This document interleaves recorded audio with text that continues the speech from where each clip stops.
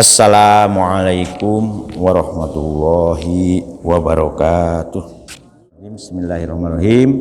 Alhamdulillahirabbil alamin wa bihi nasta'inu ala umurid dunya waddin. Wassalatu wassalamu ala asrofil anbiya'i wal mursalin wa ala alihi wa sahbihi wa man tabi'ahu ila yaumiddin. Alhamdulillah para ibu, ya, ini hampir tiap hari Bu ya. Kita mendoakan mudah-mudahan sehat ya, atau meninggal. Jadi jangan kaget ya kalau berita meninggal itu jangan dianggap musibah yang menakutkan. Ya, kita berupaya siap-siap ya, kembali kepada wa ahsa kulla syai'in adada. Ini yang penting. Jadi setiap orang itu memang akhirnya akan balik dewe-dewe, kembali sendiri-sendiri. Dan dalam kesendirian itu yang harus kita perhatikan, kapan saja, di mana saja, sedang apa saja, mudah-mudahan kita dalam kondisi ingat kepada Allah Subhanahu wa Ta'ala. Ini yang penting ya. Jadi orang yang mati selamat, ngertos mati selamat itu husnul khotimah. Dikubur tidak dikubur kecemplung laut ya, kintir kali, atau gak ada yang ngurusi sama sekali, itu tetap dijamin bahagia ya. Dan ini sekarang itu jadi ujian-ujian yang terkait dengan kebenaran untuk membuktikan kalau pada akhirnya manusia itu harus kembali kepada in khairon fa khairun, in syaron fasyarun. Kalau kita membuat api ya, kalau kita membuat elek akibatnya juga. Nah, monggo kita teruskan malih nah, karena ayat ini juga berhubungan dengan hal-hal untuk memperkokoh ini kepribadian kita ya. Kalau kemarin Rasulullah diajari ya, fa'fu wasfahu ya, walaupun ayat ini memang ini juga disempurnakan juga dengan ayat perang nanti di belakang. Jadi fa'fu wasfahu memang yang terbaik itu, nah itu bagaimana kita bisa memaafkan, bisa bagi orang-orang yang innallaha ala kulli syai'in qadir. Auzubillahi minasyaitonirrajim. Bismillahirrahmanirrahim. Wa aqimu as-sholata wa atu az-zakata wa ma tuqaddimu qaddama yuqaddimu li anfusikum min khairin. Nah, kemarin kita sudah itu ya, wa aqimu lan jumenengaken. Nah, itu bahasa Jawa itu pas. Bukan melaksanakan, Bu. Aqimu itu memang jumen jejeg itu sempurna nggih. Makanya monggo sempurna sholatnya disempurnakan. Kemarin kita sudah mulai dari wudu yang sempurna ya. Kemudian tata sholate ya, mulai dari syarat dan rukun. Nah, syarat itu yang harus dipenuhi sebelum kita itu melaksanakan sholatnya, mulai dari nutup auratnya ya. Gak usah mahal-mahal, yang penting yang kita pakai itu dari barang yang suci dan halal. Nah, itu toharotu anil hadasaini, ini perlu diulang-ulang lagi, ini bersuci dari dua hadas. Ada hadas besar dan hadas kecil. Sebab mengapa hadas besar ini harus diperhatikan? Kadang-kadang kita ini sekarang sedang ngetren ngecat rambut ya kan. Nah sekarang rambut kita ini setelah dicat, apakah cat ini bisa menjadi penutup air sampainya di rambut? Karena apa? Karena namanya mandi besar itu ila jami'i sya'ri wal basaroti, pitek-pitek, cat kuku ya. Ada pitek dan ada cat kuku kan ya, pitek. Ya, memang ada yang dibolehkan karena dianggap tidak ya, ulama-ulama, dan itu bukan sekarang saja Bu, dari dulu sudah ada kesenangan seperti itu, sudah ada. Makanya dalam kitab fikih ada istilah wasmat, jadi menyemir rambut. Bahkan Rasulullah juga konon seneng nyemir. Nah, apakah semir dengan bahannya itu yang harus diperhatikan kan itu. Nah, itu hadas besar, hadas kecil. Hadas kecil itu yang membatalkan wudu. Nah, najis juga harus dielmoni saestu ya, sebab sekarang ini contoh laundry itu apa, betul-betul sudah memenuhi kriteria menyucikan pakaian untuk jadi suci apa tidak. Nah, termasuk bahan-bahannya. Jadi memang sebetulnya banyak rangkainya itu yang harus kita perhatikan supaya teliti ngati makanan juga begitu. Karena bagaimana sholat mau diterima, bagaimana doamu mau diterima, sementara makananmu dari barang haram, pakaianmu dari barang, rumah yang kita tempati, masjid yang kita tempati juga betul-betul masjid yang merupakan tampungan dari rizki-rizki yang halal. Nah, itu. Makanya bukan berarti masjid ini anti pemerintah Bu, ya alhamdulillah. Kalau bantuan, kenapa dulu diberi oleh negara? YAM itu bukan negara. Yayasan Amal Bakti Muslim itu mengumpulkan dananya itu dari ASN Pegawai Muslim ya. Jadi jariah itu. Jadi Masjid YAM itu bukan pemberian negara Bu, itu uang-uang jariah yang terkumpul oleh Yayasan Amal Bakti Muslim Pancasila. Memang waktu itu yayasan itu didirikan oleh Pak Harto masih jadi presiden, dan sampai sekarang yayasan itu masih ada ya, tidak masjid itu, dan diurus juga oleh orang-orang Islam. Nah, supaya tidak salah tafsir. Oh, Masjid Kebonsari kan dari negara ya. Memang prosedur persyaratannya ya melalui rekomendasi dari pemerintah daerah, mulai dari camat, lurahnya dulu ingat saya zaman Pak Mudopar ya. Itu makanya alhamdulillah Pak Mudopar ini ya banyak jasanya untuk masjid ini. Ya, Pak Mudopar, kemudian Pak Camat, Wali Kota, Gubernur, nah itu sampai ke itu. Jadi jangan supaya tidak salah tafsir. Nah itu. Memang dan itu pun kita ngurus itu setelah ada jaminan memang mau diberi, ya, bukan minta semata-mata minta. Karena apa? Karena waktu itu Masjid Kebonsari ya angel untuk bisa simsalabim segera tapi sekarang orang Kebonsari sudah kaya-kaya, rumahnya sudah mewah-mewah, ada yang lantai 2, lantai 3, ada yang punya rumah lebih dari 1. Nah, kalau masjidnya jelek juga pantas ya. Alhamdulillah tadi malam juga sudah rapat untuk bagaimana mempercepat proses renovasi. Alhamdulillah bapak-bapak juga siap untuk ya mudah-mudahan aja bisa selesai sebelum musim hujan. Sebab bangunan itu kalau musim hujan itu ruwet.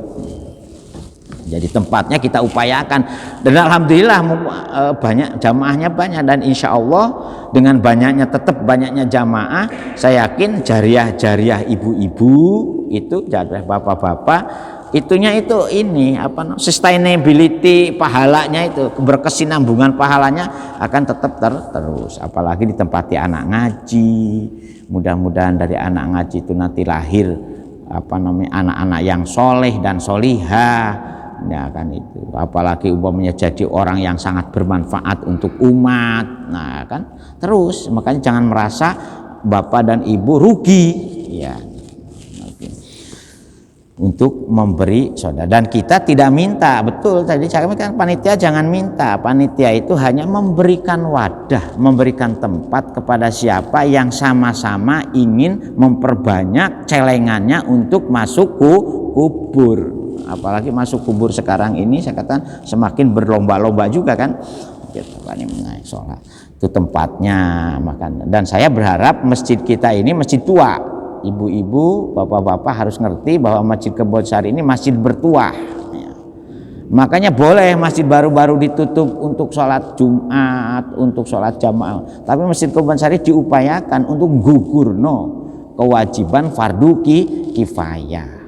Sebab dari 4 imam itu ada yang mewajibkan sholat berjamaah itu fardu kifayah. Nah kalau tidak ada sama sekali yang sholat berjamaah di masjid ini di saat sebagai wakil dari desa kelurahan Kebonsari, yo sholat apapun menurut ulama yang mewajibkan fardu kifayah itu yo gak ono artine sholat di rumah itu kalau tidak ada yang mewakili. Makanya jenengan-jenengan ini termasuk double itunya itu mungkin triple ya, triplenya dengan setiap masuk ke masjid kotaknya diisi, datang ke masjid juga samping gugurno fardu kifayah orang banyak juga sholat di masjid itu kan berjamaah itu banyak pahalanya. Jadi di samping teknis sholatnya yaitu syarat dan rukun juga hikmah dan barokah. Nah itu caranya kalau menurut siapa itu Ustadz Jahid yang dari Bojonegoro itu hikmah dan barokah itu lebih penting daripada kecerdasan. Nah itu kadang-kadang orang pinter kalau orang yang hidupnya bijak itu justru punya lebih berarti orang yang mempunyai sikap yang bijak. Orang pinter itu kadang-kadang ngeyel katanya Ustadz Jahid bu yang itu di durung opo-opo diajak diskusi dhisik. Padahal agama ini bukan diskusinya, dipraktekno. Wa aqimu as-sholata, monggo sempurnakan. Oleh karena itu kalau ada hal-hal yang kurang pas tentang sholat monggo. Terus yang kedua, praktek sholat itu yang penting itu rukunnya ya, jangan sampai mempermasalahkan ya hal-hal yang terkait dengan sunah-sunahnya. Yang pokok itu rukun, dan rukun sholat itu gak banyak ya, sunahnya yang banyak, dan sunahnya juga ajeg. Bacaan ruku dan sujud kan, ruku napa subhana rabbiyal azim, nggak usah banyak-banyak, 3 kali saja. Nah, menurut kitab-kitab fikih itu salasan. Kalau mau lebih boleh memang, tapi kalau sholatnya sendiri ya supaya tidak. Nah kalau jadi imam ya sedengan antara supaya supaya makmum yang tua dengan makmum yang muda itu ya ini. Tapi kalau sholat sendiri kata Imam Ghazali mau 11 kali ya boleh. Subhana rabbiyal azimi, subhana rabbiyal 11 kali boleh. Subhana rabbiyal a'la sampai 11 kali boleh. Suratnya sing dawa, kalau 1 juz umpamanya alif lam mim zalikal kitabul, terus 1 juz 1 monggo. Tetapi kalau sholat jamaah ya apalagi di musim ketika sholat jamaahnya itu yang sedengan saja, yang sedengan. Sing penting bagaimana kita meningkatkan kualitas khusyuknya. Khusyuknya ya urusan hati, sama dengan tadi berkah dan hikmah itu urusan hati. Makanya kan wasta'inu bis-sobri was-sholati ya kan, wa innaha lakabiratun ila alal khashi'in. Siapa orang khusyuk itu? Alladzina yadunnuna annahum mulaqu rabbihim wa annahum ilaihi raji'un. Memang sholat itu sebagai sarana untuk berkomunikasi dengan Gusti Allah ya, Gusti Allah.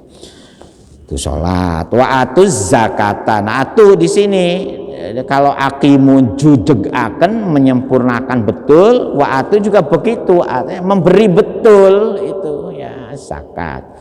Oleh karena itu yang sudah nisab itu zakat ini ada ukuran kepemilikan hartanya ya, mulai dari zakat mal, kecuali zakat fitrah. Kalau zakat fitrah itu jelegreknya wujudnya jiwa seseorang yang yang menyaksikan terbenamnya matahari di hari terakhir bulan Ramadan. Nah, kalau zakat mal itu haul itunya itu. Waktunya itu satu tahun. Kalau buah-buahan panen. Nah, itu. Kalau yang ada ukuran panennya ya waktu panen itu. Monggo ya. Yang banyak itu kalau di kota mungkin zakat profesi ya. Karena apa? Karena ladang sawah ladangnya itu kan paculnya pulpen, Bu nggih, kalau di kota nggih. Sawah ladangnya kantor, perusahaan, toko. Nah, dihitung. Ya mudah-mudahan wa ma tuqad. Nah ini sama juga wa ma tuqaddimu wa ma lan napa mawon apa saja ya. Tuqaddimu qaddama yuqaddim dia yang kalian utamakan disiakan li ampusiku artinya segala sesuatu yang menurut kita itu baik ya. Sebab di sini tuh penjelasan ma min khairin dari kebaikan apapun. Nah itu yang kamu utamakan ya khusus untuk diri kamu itu ya itu juga dilaksanakan. Ini sama perintah juga itu ya wa ma tuqaddimu dan apa saja memang menurut ahli tafsir di sini ya ma itu kebaikan apa saja yang bermanfaat li angpusikum untuk diri awakmu kabeh kan itu bayane ta'atan min ta'atin dari ta'at. Nah, ketaatan itu juga merupakan sebuah perintah ya. Makanya kan ada hadis as-sam'u wa ta'atu hakun ala mar'il muslimi. Contohnya apa saja kebaikan itu kasilatin kaya silaturahmi. Nah, dan ada juga ulama yang mengatakan khair itu juga urusannya dengan masalah harta ya, harta benda. Kalau zakat itu kan dengan harta yang memang ukuran takaran nisabnya itu sudah jelas, ada itunya, ada apa namanya, ada ketentuan bakunya ya. Nah sementara khair seperti dalam surat Ali Imran itu kan lan tanalul birra hatta tunfiku mimma tuhibbun. Lan tanalul birra, seseorang itu tidak akan dianggap orang yang melaksanakan kebaikan. Nah, tapi kebaikannya itu ditafsiri yang berhubungan dengan harta. Sehingga di sini ditafsiri juga wasodakotin dan memberikan sodakoh. Nah, sodakoh ini memang tidak terikat oleh nisab. Ya, juga tidak terikat besar kecilnya. Bisa saja, boleh enggak umpama ya ini ada seorang keluarga di Jombang almarhum semua, dia kaya raya, anaknya sudah mapan-mapan. Nah anak-anaknya itu usul ke ibunya itu gimana kalau harta ibunya dan harta bapaknya kita terima sebagai warisan tetapi disodakohkan semuanya. Nah, sawahnya itu tapi sodakohnya dengan apa, dengan wakaf itu monggo. Jadi kalau panjenengan ingin, kalau anaknya sudah mapan-mapan kemudian anak-anaknya setuju, kalau umpamanya rumahnya ibunya, mobilnya orang tuanya didol, disodakohkan atas nama ibunya, atas nama ayahnya, dan atas nama anak cucunya, itu sah, itu boleh. Nah itu didol untuk bangun masjid ya, disumbangkan, itu lebih bagus. Tapi kan memang apa namanya, ibadah harta itu memang ono abote opo, ada sikap eman, kadang-kadang ada yang eman. Jadi ya karena ujian yang terberat itu kata Rasulullah ujian yang apa namanya berhubungan dengan masalah kepemilikan ya. Makanya kan Rasulullah selalu berdoa, Allahumma inni a'udzubika min waladin yakulu alaya wabalan. Duh Gusti ing Maha Kuwaos, mugi panjenengan nyelamet akan kula dari anak-anak kula yang anak itu hanya membuat ujian saja, makanya mau ngapunten. Ada yang kedua, mamin nimra'atin yusibuni qoblal masih. Dan orang dari istri-istri yang membuat saya tua sebelum waktunya. Ngapunten ibu-ibu. Mengapa? Nah, tapi saya yakin ibu-ibu yang rajin jamaah itu tidak membuat bapaknya semakin lebih cepat tua. Jadi simbolik wa minim roatin yusibuni qoblal masih. Duh Gusti ing Maha Kuwaos, mugi panjenengan nyelamet akan kula saking bojo yang membuat saya itu beruban sebelum waktunya. Itu nah. Wa min malin yakulu alaya adaban. Nah, wa min malin lan saking harta dunia bondo bandu yakunu alaya adaban. Yang dimana harta itu kalau tidak bisa menyempurnakan tasorubnya, maka harta itu akan menjadi siksa. Ya, makanya di kitab-kitab seperti kitab Nashaikhud Diniyah, di kitab-kitab apalagi orang-orang tasawuf, ya, sampai membuat ini hubbud dunya ra'su kulli khati'atin. Ya, kalau kalian ini sudah demen nang urus dunya iku nyakot nyeket, ra'su kulli khati'atin, maka awal dari sumber kerusakan. Nah, makanya monggo yang punya kalungnya 20 gram disudo, 10 gram untuk bangun masjid. Kan sehingga di akhirat tuh pakai kalung juga, yang satu kalung yang menyelamatkan, nah yang satu kalung yang dipertanyakan, awakmu pakai kalung terus-terusan iku kira-kira itu duitmu saka endi? Kan ditakon min aina ma, kan itu. Nah, jarene sing 10 gram, boten Gusti niku sing 10 gram niku duite duit halal. Kula sing nyelamet akan yang 10 gram biasa nempel di leher, yang 10 gram lagi untuk bisa menjadi saksi kalau panjenengan tiang sae.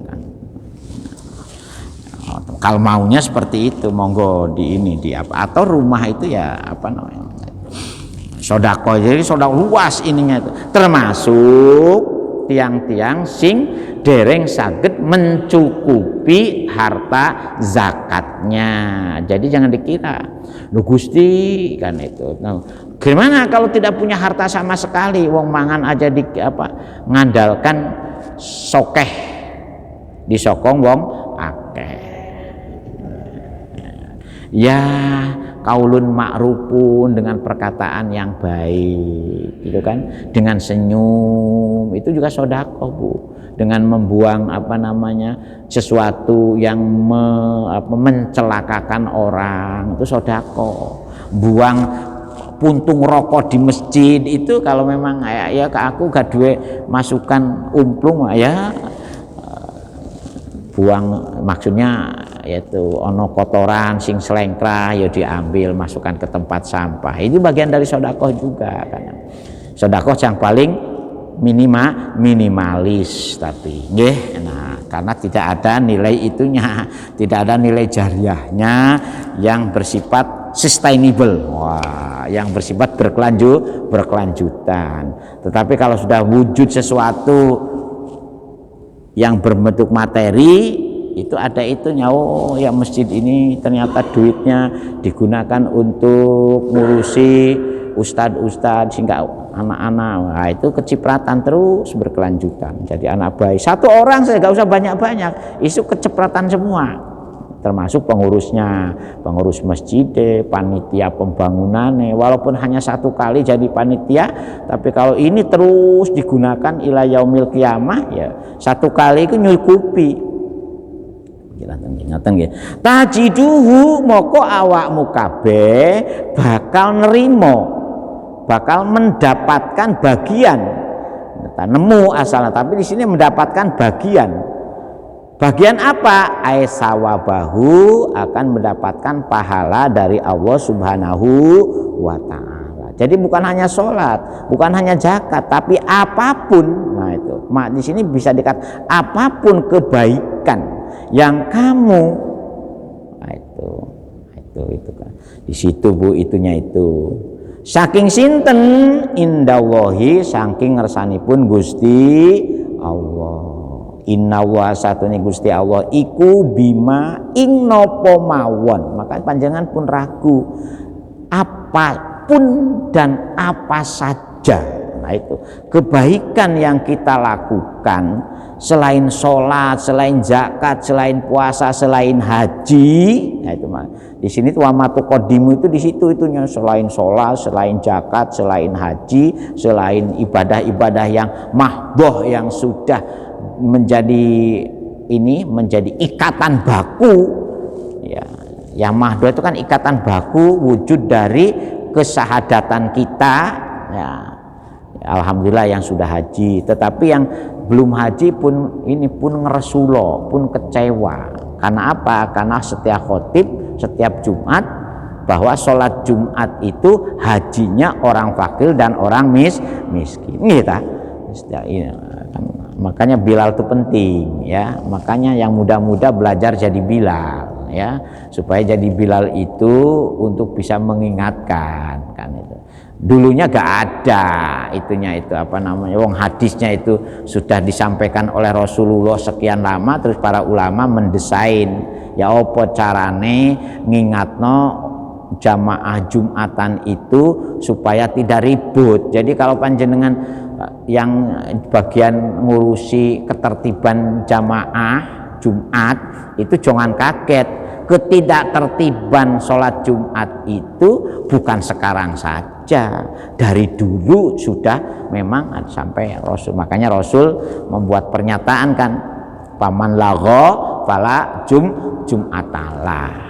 Nah kalau tidur bagaimana? Nah sing enak yang tidur Pak. Begitu khotibnya assalamualaikum warahmatullahi wabarakatuh lah kumplek tidur. Nah yang tidur itu selama tidurnya bokong, ngapunten katanya rada kasar dikit, bokongnya tetap duduk ya, itu tidak membatalkan wudu. Sehingga begitu sholat Jumatan umpamanya duduk langsung ya. Kemudian yang penting bokongnya ojo owah-owah Pak ya. Langsung cep nancep. Nah itu tahu-tahu ditangiknya itu ayo sudah waktunya sholat. Kan ada itu biasa itu. Nah, itu nggak membatalkan wudhu, langsung angsal pahala ya, daripada apa namanya membuat gaduh lebih lumayan yang ketiduran. Nah, kan lumayan. Nah ibu-ibu boleh nggak sholat Jumat? Nah ini ada khilaf ya, ada yang mengatakan boleh ibu-ibu ikut sholat Jumat dan tidak perlu juga ada sholat duhur, asalkan cukup jadi makmum. Ibu-ibu pun usul bagaimana orang perempuan jadi khotib. Kecuali kalau jamaah Idul Adha dan Idul Fitri jamaahnya perempuan semua, ada ulama yang membolehkan orang perempuan jadi khotib hari raya Idul Fitri atau Idul Adha. Tapi khotib sholat Jumat, apalagi makmumnya ada orang laki-laki, jamaahnya ada orang laki-laki, jangan bermimpi ibu-ibu kapan-kapan saya ingin jadi khotib sholat Jumat. Nggih. Nah, kalau mau Jumatan boleh Bu. Nah, boleh, hanya tidak mendapatkan, ada yang mengatakan bolehnya ini tidak mendapatkan kepadolan atau keutamaan sholat Jumat, hanya sebatas menggugurkan kewajiban sholat duhur, tetapi mendapatkan manfaat dari ilmu yang disampaikan oleh khotib. Tetapi ada juga yang mengharamkan, kalau tidak ada perintah secara jelas maka jangan mengada-ada. Oleh karena itu Masjid Kebonsari ya cukup bapak-bapak saja. Yang penting bagaimana ibu-ibu mendapatkan pahala yang sama seperti bapaknya sholat Jumat dengan menyediakan teh hangat ketika suaminya datang sholat Jumat. Atau nawari makan di dapur dulu apa di kasur dulu. Ada cerita lucu bapak-bapak, ngapunten ini. Nah, ini perlu juga supaya supaya kita tidak kaget. Ada bapak-bapak yang ditugasi jadi imam dan khotib sholat Jumat. Nah, kemudian ngapunten, ibunya ini biar mendapat pahala sholat Jumat menggoda bapaknya sebelum berangkat ke masjid. Menurut kita fikih, itu disikno penjaluan ibune dhisik, Pak, daripada jenengan langsung berangkat ke masjid. Hebat kan dalam Islam itu ya. Mengapa bisa sampai seperti itu? Supaya panjenengan ketika jadi imam atau jadi khatib tidak membayangkan bagaimana permintaan istrinya. Kan lebih baik makan iling sholat daripada sholat iling makan. Makanya Rasulullah memakruhkan, ya ulama bukan Rasulullah ya, memakruhkan kalau panjenengan lapar antara makan dulu apa sholat dulu, yang bener makan dulu. Itu Pak mutabar kitab-kitab fikih itu. Ibune jalu dhisik panjenengan mau berangkat sholat Jumat, layani ibunya dulu daripada jenengan kesusu berangkat sholat Jumat. Makanya kan dulu di desa-desa sholat Jumat tuh enggak kesusu. Nah, tapi sekarang ini memang karena di kota kadang-kadang berlomba dengan karyawan kantor, karyawan perusahaan yang kadang-kadang jam istirahatnya mepet. Tetapi ulama-ulama dulu itu memang lucu-lucu memberi solusi supaya bagaimana antara. Jadi artinya ternyata kalau sudah menjadi suami istri memenuhi kewajiban untuk keharmonisan rumah tangga juga lebih diutamakan daripada hal-hal yang bersifat individual. Itu harus dipahami juga. Dan itu juga bagian daripada wa ma tuqaddimu li anfusikum. Jangan dikira hanya Nah, jadi kalau memang secara materi natura tidak punya, ya sodakohnya ya dengan senyum, dengan kaulun ma'rufun, dengan perkataan-perkataan yang baik. Ya. Memang kadang-kadang angel. Sehingga dalam Al-Quran itu kan kaulun ma'ruf sohorun min sodakotin yatba'uha ada, nanti di belakang ada dalam surat Al-Baqarah juga itu. Jadi itu Bu ya, bima ta'maluna basir wa innallaha satune uta Gusti Allah bima marang napa mawon apa saja yang kita lakukan ta'malun tu napa mawon ingkang kita amalkan kerjakan apa saja, bahkan termasuk segala sesuatu yang masih dalam kerenteng. Innallaha ya'lamu ma fisudur. Makanya para ulama sepakat kerenteg niate wong mukmin ingkang sae angsal pahala, tetapi niate wong mukmin ingkang jahat tidak dipraktekkan kejahatannya tidak berdosa. Bayangkan, adil kan? Bayangkan panjenengan niate mawon iku sudah tidak didapat pahala. Niate azam, kalau menurut ulama itu azam, bukannya karena ada dibedakan ada azam dan niat. Kalau niat itu kan qasdu syai'in muqtarinan bi fi'lihi. Niat itu kalau memang langsung mengerjakannya itu sudah kategori niat. Wa mahaluha al-qalbu, memang niat itu di hati. Tapi kalau rencana azam itu ada rencana, duh ya aku ya meneh-meneh ya aku pengin juga ngamal, saiki si durung duwe, ngoten mawon pun dicatat angsal pahala. Pun dicatat angsal pahala. Itu hebatnya tuntunan Islam itu di situ. Makanya banyak basirun moho pirsa. Jadi Gusti Allah Maha melihat. Maksudnya apa? Payujazikum bihi. Maksudnya bima ta'maluna basir itu Gusti Allah bakal maringi balasan dumateng sinten mawon yang mau melaksanakan yaitu aki sholat zakat tuqaddimu li anfusikum, nampa mawon kebaikan yang kita laksanakan insya Allah semuanya akan mendapat balasan saking Gusti Allah. Ngoten serius nggih. Nah, Monggo barangkali ada yang kaitannya dengan sholat, monggo saling menyempurnakan niat kita, saling menyempurnakan. Oleh karena itu Bu, nggih, kalau diingatkan dulure, diingatkan koncone, Bu, ngapunten nggih, rukuhnya nika tasih ketok rambute ya jangan sakit hati ya. Karena apa? Karena itu bagian dari upaya kita saling menyempurnakan. Bapak ketika wudu pangapunten nggih, sikute boten dereng terbasuh. Sebab sikut ini wajib Pak, ini bagian organ tubuh wudu yang wajib dibasuh. Nah itu kan itu. Dan sholat juga begitu loh aja. Ngapunten nggih kalau bisa. Makanya kan kalau bisa itu kan pakaian yang rapi.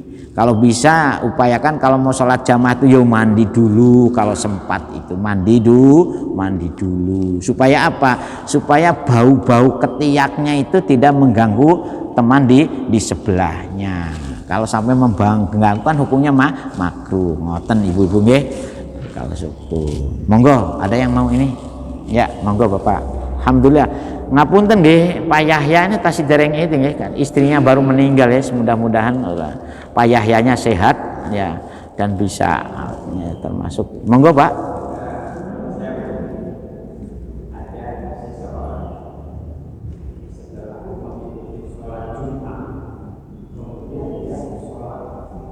Ada duhur nggih.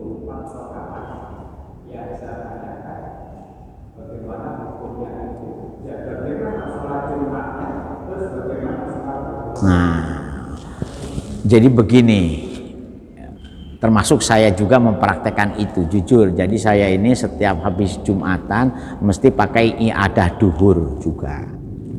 Itu fungsinya ada dua. Pertama ya istilah mustautinin dulu itu kan sholat Jumat itu diwajibkan di tempat di mana kita itu tinggal. Mustatinin itu. Makanya masjid ini itu memenuhi standar menampung warga-warga penduduk asli Kebon Sari. Nah, sekarang bagaimana kalau kita ini mobile. Saya tuh KTP-nya Jombang, kelahirannya Jawa Barat. Nah, para ulama mustautinin itu standarnya itu kelahiran dulu itu dan mukim. Nah, itu mukim yang lebih dari 3 hari di mana itunya. Nah, itu satu. Nah, yang kedua ada juga yang ikhtiyat, ya, yang hati-hati, yaitu dalam rangka nambeli. Nah, kekurangan sholat kita. Jadi bukan ini Pak, itu hanya ikhtiyat kategorinya. Ikhtiyat. Mau monggo. Nah, ibu-ibu ya seperti saat kita teruskan. Ibu-ibu juga begitu. Bagi ibu yang melaksanakan sholat Jumat, ada yang tetap mewajibkan iadah. Sholat duhur. Atau ya sebagai ikhtiyatnya dua ya. Pertama kaitannya dengan kekurangan sholat yang dia praktekkan ya, untuk ngijoli ya. Yang kedua dikhawatirkan untuk kesempurnaan jamaah Jum'ahnya terkurangi, sehingga dia ikhtiyat saja. Jadi itu Pak, ikhtiyat. Nah, ada yang mengatakan bid'ah, monggo. Yang mengatakan bid'ah ya gak usah melo. Nggih, karena apa? Karena sholat Jum'ah ini juga merupakan konversi dari sholat duhur. Makanya khutbah ini rakaat ini minal duhri, ya kan? Khutbah 2 itu sebagai konversi dari 2 rakaat sholat duhur. Ngoten Bapak. Nggih. Gak usah dipermasalahkan, ada yang mau ya monggo, memang ada kaul. Nah, atau memang menurut fikihnya Syekh Ja'far As-Shadiq itu ada yang mengatakan memang ada sebagai qadha, sebagai sholat tebusan yaitu. Makanya di kalangan Syiah itu sholat qadha itu ada yang mengatakan wajib, sehingga sholat duhur juga ada sholat qadhaan dan adaan. Sholat Jumat juga begitu. Itu menurut fikihnya Syekh Ja'far As-Shadiq. Tetapi di kalangan ulama madhab 4 memang relatif hampir mencukupkan sholat duhur itu dikonversi oleh sholat Jumat. Ini ikhtiyat dari mana? Ikhtiyat dari ketika beli rokataini minaduhnya itu, waktu khutbahnya ini gak sempurna mendengarkan khutbah secara baik atau terlambat datangnya. Nah itu Pak. Jadi itu bagi ulama-ulama yang hati-hati. Atau kemukimannya, ya bayangkan. Ya mestinya saya kan wajib sholat Jumatnya di Jombang, di mana saya berada di situ. Tahu-tahu di Surabaya, karena kategorinya musafir. Nah, itu kan ngoten, Pak.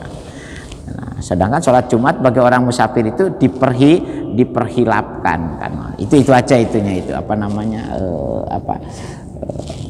bagi mereka yang melaksanakan sholat iadah namanya, Pak. Iadah. Sama ya, ngapunten nggih.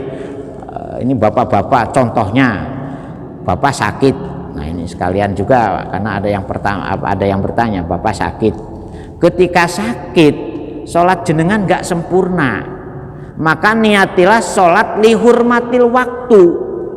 Sholat untuk menghormati waktu saja. Waktu duhur ya sholat duhur, waktu asar ya sholat asar, waktu maghrib ya sholat maghrib, waktu isya ya sholat isya. Kemudian dihitung berapa hari saya melaksanakan sholat lihurmatil waktu itu, kemudian dikodoi, diijoli. Ngijolnya boleh enggak? Dicicil. Hari ini ijol sholat duhur 5 hari, besoknya sholat asar 5 hari, ngijolnya sholat 5, boleh. Nah, itu bagi yang ada lagi yang streng.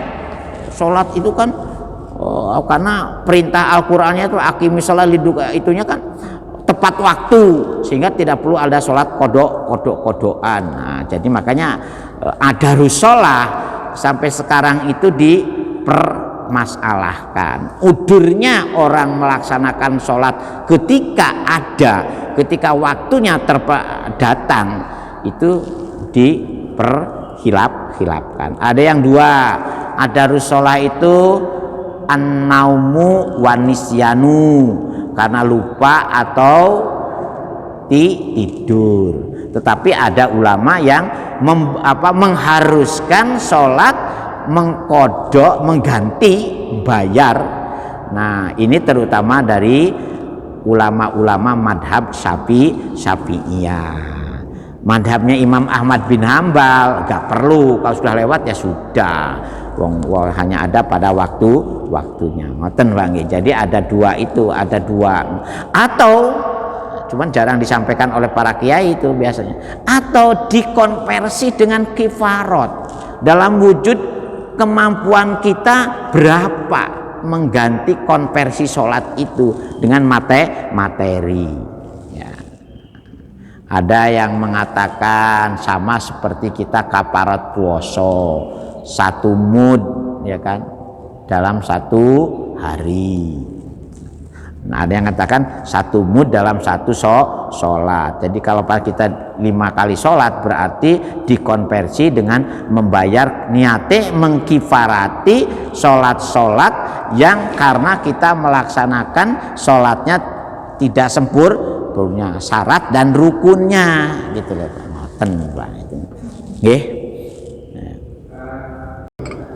Nah, jadi ada istilah sholat waktu telu. Bahkan sudah ada kitabnya itu yang ditulis oleh ulama-ulama dari Nusa Tenggara. Jadi yang sholat itu apa? Sholat subuh, duhur dengan asar di ropel, maghrib dan isya di ropel. Itu sholat waktu telu itu. Populer kalau panjenengan. Nah, itu bagi siapa? Bagi mereka-mereka yang memang selalu dalam perjalanan yang dikategorikan statusnya musafir. Boleh Pak. Tetapi ada juga ulama yang lebih bagus, memang musafir itu diberi rukhsah. Dalam kitab fikih itu namanya, ulama usul fikih memberi istilah rukhsah. Rukhsah itu kemurahan. Nah, nih kalau panjenengan ini waktu sholat waktu telu, ya pindah-pindah panjenengan dari sini nanti ke Gresik, Gresik ke Tuban, Tuban ke Semarang, gitu kan. Nah cuman ya itu tadi, mohon maaf ya, pembakuan waktu sholat itu kan sudah direka oleh para ulama. Jadi bukan merupakan panduan resmi dari Rasulullah Muhammad Shallallahu Alaihi Wasallam. Karena Al-Qur'annya menafsiri dari ayat-ayat Al-Qur'an yang nanti akan kita ketemu seperti liduluki syamsi ila ghosakila laili wal Qur'anal fajr. Nah, itu ayat yang oleh para ulama sebagai ada perintah untuk melaksanakan sholat maghrib, sholat isya, dan sholat subuh. Nah jadi, kalau ada orang yang mempraktekkan seperti itu, ya jangan kita salahkan Pak, ya jangan sholatmu itu gak bener itu kok. Ya mungkin bahkan non sewu, ada almarhum Profesor Hasbi Asidiki selama tinggal di Jogja, beliau tidak melaksanakan sholat Jumat. Karena itu tadi, karena dia merasa saya ini pendatang, bukan mustautinin. Nah, ngapunten nggih. Kitab fikih yang membahas masalah-masalah itu dikenal dengan namanya tuh fikih aqoliyat. Nah, kitab-kitab fikih yang mengajarkan praktek-praktek sholat, praktek ibadah yang tidak umum. Artinya tidak umum kan nggih. Ya, ada istilah sholat waktu telu. Ada, saya pernah membaca Nah, konon ini tambah sedikit ya. Konon ceritanya itu sebetulnya tidak begitu. Asal usulnya itu ketika para wali dari Jawa menyebarkan Islam ke luar Jawa, memang beliau-beliau itu mempraktekkan sholatnya ya waktu telu, ceritanya itu. Karena apa? Karena beliau dalam kondisi musafir. Nah itu. Karena dulu perahunya juga abot, belum ada pesawat terbang, belum ada peri penyeberangan Bali Lombok itu. Sekarang ada peri ya kan. Ya. Tetapi para ulama sepakat, walaupun ada kemudahan transportasi, ya pelaksanaan rukhsah yang diajarkan oleh Islam ini masih tetap berlaku. Karena apa? Karena ukurannya, ilatnya itu masafatus safar, jarak tempuh orang bepergian. Ngoten Pak nggih. Jadi panjenengan mau mengikuti ulama yang tetap mewajibkan sholatnya utuh, monggo. Panjenengan mau mengikuti madhab karena ada rukhsah, monggo. Itu hukumnya rukhsah. Ngoten Pak nggih. Al-Fatihah.